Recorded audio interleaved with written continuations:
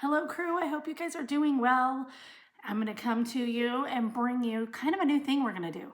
So I'm gonna bring to you concerns that parents come with, and we'll walk through it like a discovery call a little bit, except it's only gonna be me. But we can use it to show how we'll kind of walk through problems, validate concerns, or share the legal prefaces of some things, and then walk through what we could do through advocacy, including what you could be doing versus what would look like if I went on the road with you. So this first one today that I'm going to share is a parent that really struggles getting to IEP meetings. And currently where she's sitting is that the child is blamed for all the struggles because the child's not speaking up in class. Parent feels like the special education teacher has really not meeting her child where they're at. In her words, her child's being taunted by the special education teacher since September. The parent's been to the school multiple times because the parent's concerned about how her daughter's being spoken to. She had a meeting with a teacher, a classroom teacher, and the teacher isn't being straight with the story changes once they go into a meeting. She struggles with the teacher's lack of accountability. There's never any admittance of wrongdoing or possible need for improvement. And the parents is really, really tired. Her child's shy and doesn't speak much just in general. So she's really struggling with what the problem is. So the reason I love to do a discovery call is because there are some big unknowns in what the parent has shared. Number one, we don't know how old the child is. We don't know what the child's disability is, how long they've been on an IEP. If they're on an IEP, I believe they are from the looks of it, or if they're on a 504 plan. But this is absolutely frustrating. The struggle is, honestly, there's no collaboration. It is the opposite of. It's a parent-teacher battle and the child's stuck in the middle. Where I would go with this is really, as a parent, I'd like to see her sit down and make a list of what her child's strengths are and talk to the teacher or talk to her child and see if there's anything in that class that the child does like. Really big on going back to just being positive. That doesn't mean the negatives go away, and it's not ignoring the negatives. It's just putting our brain in a place where we can recognize the positives.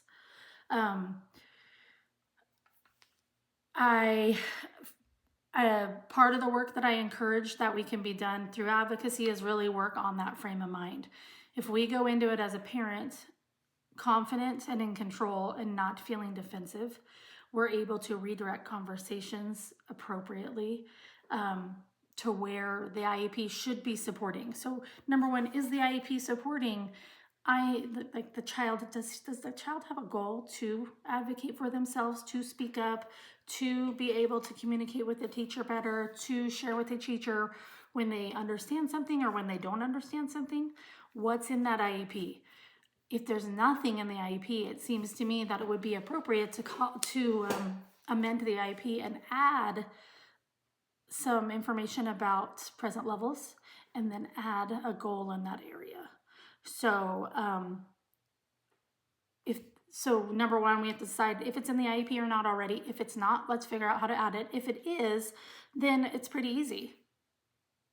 I understand the goal is for her to talk more, Mr. Jones or Mrs. Jones or whatever the teacher's name is. And her IEP says she has these accommodations to help her with that, and we're working towards this goal. So we're really going to just pull it back to the IEP and what the child needs, not what the teacher feels, not what the teacher wants to accuse, and not being defensive. It's human nature to be proud. It's human nature to struggle with being accountable. I don't want to support that, and I don't want to use that as an excuse, but it's often a reason we get into situations. We can't make people own up to things. We can't. They're not children. We can't sit them in the corner and tell them they have to admit that they made your child feel terrible. We can't. We can adjust how we look at it and our approach from there. Where I would go with this as an advocate is just that, review the IEP, look and see if the information's there. If it's not, call a meeting, get it added. We have, there's plenty of data probably from the sounds of it that says she needs it. Then after that, it's just follow up and general collaboration. So it is just taking the situation, recognizing what's good. When you sit down at the table, then you can tell the teacher, here's what she loves about your class, or here's what she appreciates about you. We just need to get it to where she's more comfortable talking to you and then build the situation. So we can do a couple things through advocacy. I have some tools to where you can I can get you some reminder slips. I can do some things in the community. There's conversations happening. So that's in the free community. You can bring some specific questions to the coffee hour on a Wednesday night, and we can talk about what's worked for other people. You can purchase some tools in the classroom that'll help you with this, some tips and tricks, some keywords and phrases for you to use. You can join up to the Premier experience where I will help you for a year. Like we'll walk through, I'll help you during the IEP year. We'll walk through the IEP, look what's in it. I'll make some recommendations. I'll prep you for a meeting. I won't go to a meeting for you. I can, that's just an add-on service, but I can prep you for it. There's some things, or you can just go all in on the new deal. And the new deal is I will hold your darn hand and help you and encourage you and cheer you and your child on. And I'll have the hard conversations, and I'll write some nice letters to pull on the heartstrings. If this is you, if you're just frustrated because the blame is put on your child, we've got solutions. So part of it though just starts at switching your frame of mind, looking at your child's strengths, looking at the strengths of the teacher, and going from there. Then look at the documentation, see what's there. If there's documentation that says she should be getting help, then go down that route. If there's not, then you have documentation, you just need to get it amended into the IEP. So that's called call an IEP meeting and get it going. All right. Post any questions that you have down below, and I'm happy to help you out. Hope you're doing well.